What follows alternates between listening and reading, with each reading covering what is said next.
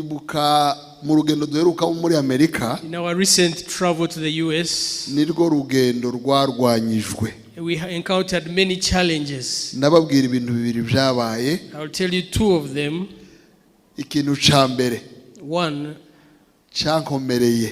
that was hard, difficult for nibwo me. bwa mbere ngera muri Amerika. It was the first time for me to reach the umunsi US. nagiye. And from this time I went kugeza umunsi nagarutse. to the day I came back, ndwaye ibicurane. I had flu. Nanyoye imiti yose. I tried all medication Fata za ginger. and even ginger, Ariko kabisa gripe irandemerera. but the flu could not go away. Yamfashe umunsi wa mbere. I caught it on the numva first ko day. mu muhogo hafatanye. I could feel it in my throat. Kubera yuko nari mfite afishe zitabarika. And because I had to minister in many Ntekereza places, uburyo bagiye kuzanira kuko ndashobora kuvuga. I was wondering how they would skip me because I Fata couldn't speak. antibiotika akomeye yose. I was on strong antibiotics kugira ngo nshobore gukora. so that I may be able to serve. Ikintu gikomeye Imana yakoze. The great thing God did, Nta giterane na kimwe cyahagaze kubera yuko nakoze. I did not disappoint on any place that they had been araho planted. nabwirizaga kane ku munsi umwe. Some times I would have 4 services a ijwi day, ryagenda. and I kept my voice. Ariko ngashima Imana yuko twari kumwe na madame I n'ubundi. thank God that I went with my, kuko twarafashanyaga twembi. because she helped out. So biriya byumweru bitatu birangira neza nubwo gripe nayigarukanye. So we came to a good end despite the flu. Tuzamura Imana yacu ibiganza. Let's raise our hands to God dukomere Imana yacu and amashi. give him a mighty hand clap. Icyo mbona ndagitsinze. So I had overcome that, Ariko nibaza impamvu narwanyijwe muri ubwo buryo. and I kept wondering why the warfare. Icya kabiri, The second one, hari imodoka yagomba kudutwara. there's a car that had to take us around, Hazamo akantu k'agatero. but it also was under attack, Nayo numva ni ikintu ntari niteguye. and I could not explain it. Ariko Imana ikora ikintu kidasanzwe. But God did something amazing. Twari kuja mu modoka isanzwe. We should have used the normal car, Amatorero yose yatwakiriye. but all the churches that invited us, Nkivuge hano nubwo turi online. I will say this despite being Itorero online, rya Methodiste the Methodist Church rifata imodoka ya Jeep ya V8. took their own V8 Jeep, Barayikodesha iminsi yose twabaye hari turayikoresha. and they gave it to us to use all the days we were there. Tibibaho ubundi. Usually that's not Ufata possible, imodoka ya classe ya mbere to get a first class vehicle ukaheza abantu bazavuga ubutumwa iminsi ibiri. and give it to people who will evangelize, Iminsi to yose bazabaho ngaho. minister many days. Unyemere tubashimire Let cyane. us thank them for what they did. Itorero twabayemo ahandi ngo ni Seattle.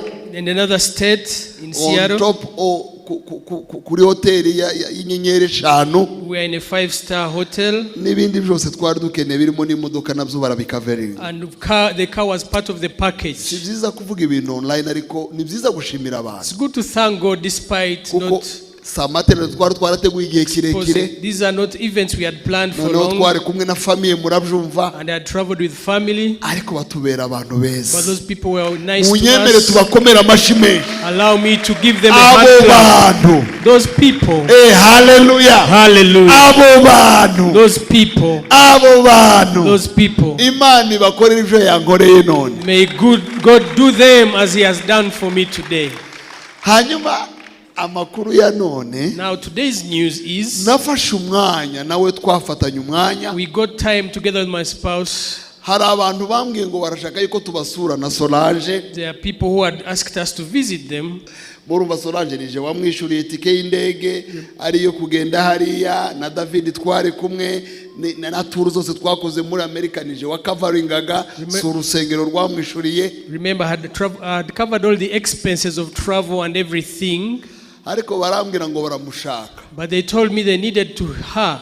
Iyo mbimubwira mbere ntiyari kunyemerera. If I had told her before, maybe she wouldn't have accepted. Ntaza kunda kuzunguruka ibintu byo mu ndege. Because she doesn't like traveling by flight so many times. Tuza kugera hariya deja ticket twaziguze. But we had already a ticket booked. No nkamuha amatangazo. Turabaha ngaha muri iyi weekend, turabaha ngaha muri iyi weekend. Then I would give her our plan why we are there. Aranyemerera aranyubaha. So she honored me Abigira ibyiwe. and took ownership. Icyo nashatse kuvuga niki. This is what I'm saying. Umugoroba umwe One evening, tuje ahantu gusenga we went to pray mu rusengero. in a church. bavugana natwe ibyo tuye dukora. And while there, we spoke about what we are doing. Bumva bagomba kudushigikira. They felt led to support us. Iki gitondo mbyutse So this morning when I woke nibwo up, bampamagaye. I received their call. Simbabwira detail. I won't go much into detail, Ariko nibwo bwa mbere but for the first time, urusengero rwacu our church muri iyi myaka 20 in the 20 years rushigikiwe bingana gutyo. has been supported to that extent. Nibwo bwa mbere It is the very first time mbonye umuterankunga umwe we have gotten one ukora sponsor ikintu cyarime kimeze gutyo that is able to cover such kubera Imana. only because of God. Hallelujah, Hallelujah. hallelujah, Hallelujah. Ishimwe ryanje riravuga ngo dutangira iriya nyubako bamaze gusenya, twagiye kwasengera turi muri Nibature. Mbwira Imana ngo nimbona turubatse turasoje tudafashe credit nzogushima. Imana twizeye, Imana tubwira ijya yumva gusenga. Ndashima Imana ko buriya tujya dusenga cyane, tujya dusaba cyane, ariko gushima tukabigira bito. Ndashima Imana ko ijya yumva gusenga kwabera kw'abakristo ba Foursquare n'inshuti zabo, igasubiza amasengesho.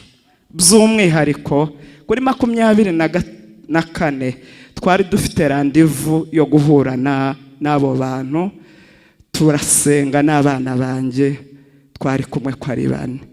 Bigeze umunsi wo kugenda, rwari urugendo rw'isaha, kandi isaha yahariye bajya bagendera mu 100 cyangwa 120, n'ahantu hari kure. Tugenda mu ijoro turi kumwe na David. Umunsi mbwiriza hano naravuze ngo nyabwiye Imana ngo Mana, niba tuzukije David umwana w'imyaka 8 tugiye muri rendezvous yo gushaka amafaranga yo kubaka hari, udusubize uhereye muri ibi bitotsi David avuyemo, muri iyi neje imeze gutya, utubere igisubizo. Icya kabiri, uduhe favor. Mwabantu mwe ibyo murimo musengera byose, usaba Imana iguhe favor. Nugira favor, ibisubizo birahari. Imana ya Isirayeli yumve ko nyishimye, tuzayubaka nta credit kandi nukuri Imana yabikoze. Hallelujah! Hallelujah! Hallelujah! Hallelujah! Hallelujah!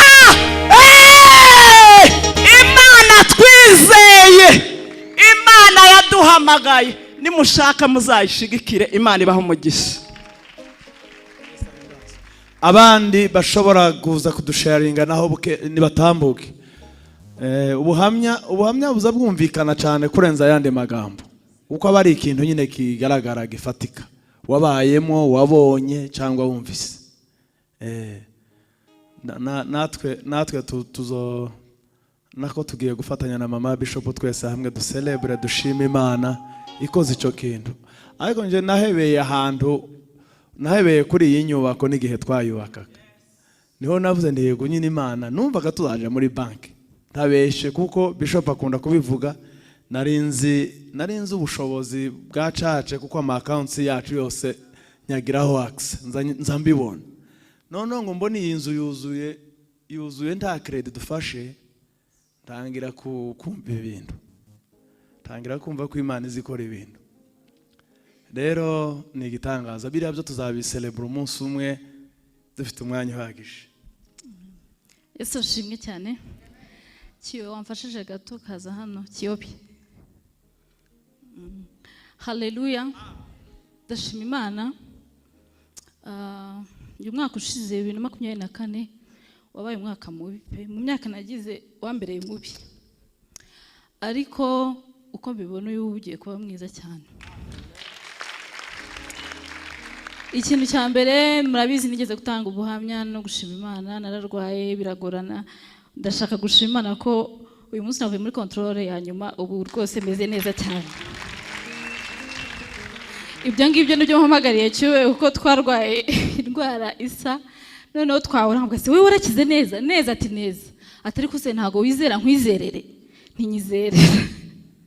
ndashima Imana rero ko yanyizereye nanjye nkizera bikabyara ikintu kandi gikomeye rwose. Ubu niriwe kuri Faisal, ibintu byabaye okay. Ndagira ngo untererere ruriya kuri icyo kintu.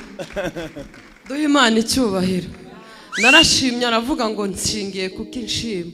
Ndamubwira ngo ikimenyetso nuko nzabyara umwana, kuko iyo warwaye ntago bakwemerera kubyara. Rero ndamubwira ngo ikimenyetso nuko nzabyara. Ndamubwira ngiye niba utizera emera nkwizerere. None Imana yarabikoze. Amen. Duhe Imana icyubahiro.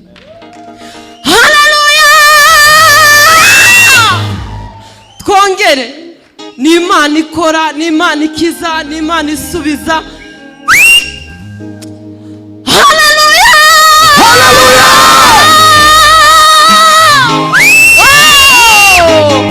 Twongere irindi rimwe. Ni indwara, ni ukuvura kw'amaraso kwica abantu. Mutagira ngo ni ibintu byoroshye. Bagutera inshinge zirikomeye. Ndashima Imana rero kubwe ko Imana yabikoze. Amen. Ujya muri control ufite umutima uvuga ngo barambwira ko ari gusubiramo, ariko Imana yabikoze. Twongere duhe Imana icyubahiro. Ibaye surprise kuri njyewe pe. Haleluya!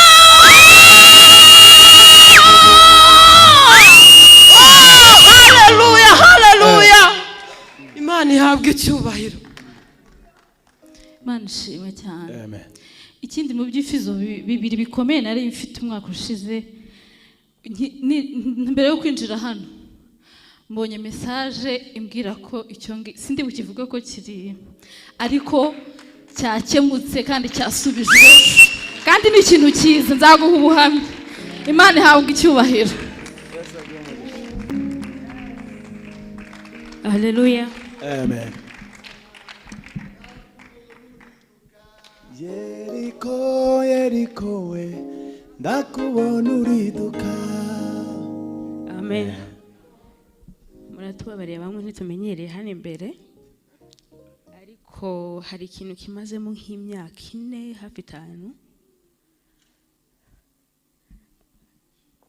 Nari naravuze ngo aho nzaba ndi hose nzagishima, ariko cyane cyane ndi kumwe n'umugabo wanjye. Mumpe n'icyubahiro Imana. Haleluya. Habaye muri COVID nibwo nari mbyaye, noneho umugabo ararwara cyane ajya muri koma, amaramo amezi 3 tutari kumwe, kandi hari muri COVID ibyangombwa bigoye. Mfite umwana w'uruhinja w'amezi 4, ntaribuze ngo murwaze. Birambabaza, nibaza ibintu byinshi. Ndavuga se Mana, ni umuvumo udukurikirana niki? Kubera ko nge papa yitabye Imana ntamuzi. Ndavuga se Mana, n'umugabo wanjye agiye kwitaba Imana umwana atamuzi. Numva nibajije ibintu byinshi, ariko mbwira Imana none najya nsenga. Iyo umuntu afite ikibazo nk'icyo hari ukuntu wiyambaza abantu kiyambaza n'abantu batari bo. Nkaho bakakubwiye amakuru meza, ahubwo bakakubwira amakuru aguca umugongo. Noneho twasenga abantu bakambwira ati wowe witegure, umugabo wagiye gupfa kandi azapfa atunguranye.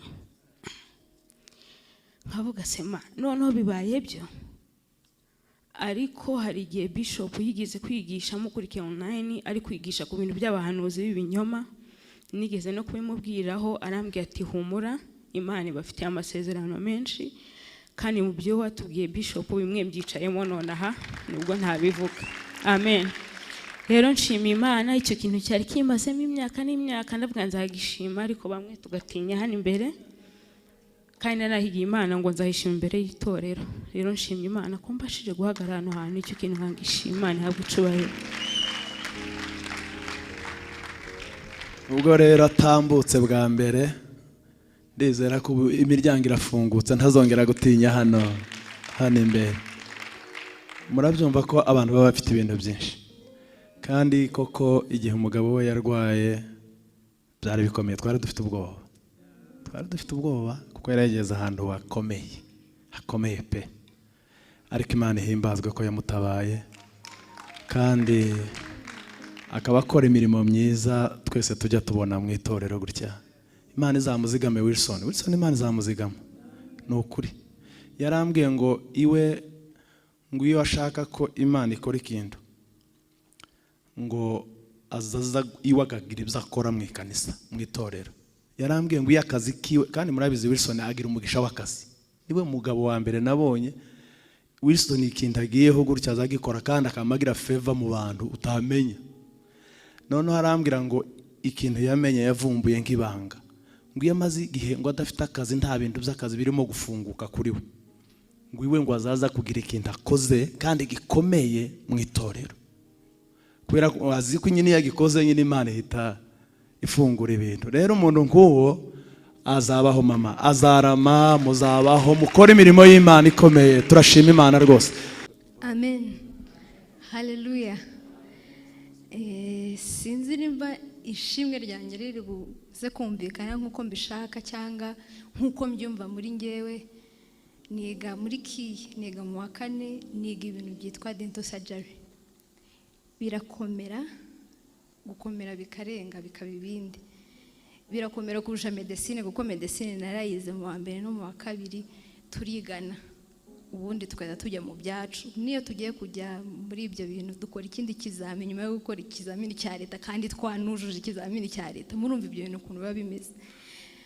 Ndashimira Imana cyane cyane. Navuze ngo ntabwo nzi nimba ryakumvikana nk'uko ngewe numva mbyumva. Tujya mu kiruko cy'iminsi mikuru, twari dufitemo ikizami gikomeye bakita case history. Ntabwo ari cya kizami ujya ku rupapuro ukandika, wicarana na senior w'umuhinde wize amashuri utabara, akakubaza na formation y'inzara, ubundi akaguha amanota ashatse, kandi akubaza ubona nyine intention yiwe n'ubundi ari ukugufailinga.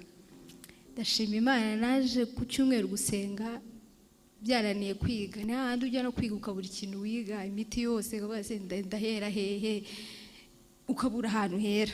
Ariko ndashimira Imana, iyo bari kubwiriza kenshi ari igihe batajya bavugamo ibintu bya education, rimwe na rimwe ukibura bari kuvuga nyine amafaranga, akazi. Ndashimira Imana kubwa Bishop buri gihe. Ndashimira Imana kubwiwe. Hari témoignage yigeze gutanga y'ukuntu ngo Imana yatumye arota ikizamini yari gukora. Nanjye ndashimira Imana n'ukuri. Ntago njya nkopera, hana rimwe nibona nkopera, kandi nta retake ndagira, kandi nigaragara nyine ni ibintu bitabaho. N'abantu twigana baravuga ati se bigenda gute. Ndashimira Imana. Hari igihe njya mbyuka mu gitondo dufite nk'akati, nkavuga Mana umbabarire inshuro zose wenda nagiye muri restaurant nkicara n'abandi ngaseka kandi nari guhaguruka kare, nyine nkihana n'ibintu bitaba nkavuga ati ariko Mana basi no kati bigenda ukundi kuntu. Nkabona Imana ishiftinze kati, simba mfite amanota yanyuma, mba mfite amanota meza cyane. Ndashimira Imana rero. N'uno munsi numva mfite ubwoba bwinshi, ariko ndashimira Imana. Bishop ku cyumweru yaratwigisha, aratubwira ngo tureke ubwoba. Hari ibintu byinshi Imana yadutambukije, kandi koko ni byinshi pe. N'ahantu ndi ntago ari ubwenge pe. Hari igihe ubibona nyine ukavuga ati ibyo byose ibi ngibi ntago ari ku bwanjye. Ndashimira Imana. Navuze bwari bugihari, ariko ndavuga ngiye gukora. Baba baraduhaye igihe kirekire cyo gukora, twese tukagira ubwoba ku buryo turanahamagana tukavuga ati uri kwiga iki, se nakiga iki ko njya gufatika inkumba ndi gushekinga. Ariko ndashimira Imana. Nakoze nyuma ya saa sita nkaho ntacyo bambajije, kandi amanota rwose bayampaye. Ndashimira Imana rero rwose. Imana yumve ko nyishimiye ko ari data wa mugani. Hari n'ibyo ukora ititaye no kugutenebuka k'umuntu. Ndashimira Imana. Ni nziza cyane ku buzima bwanjye. Imana muyimere icyubahiro.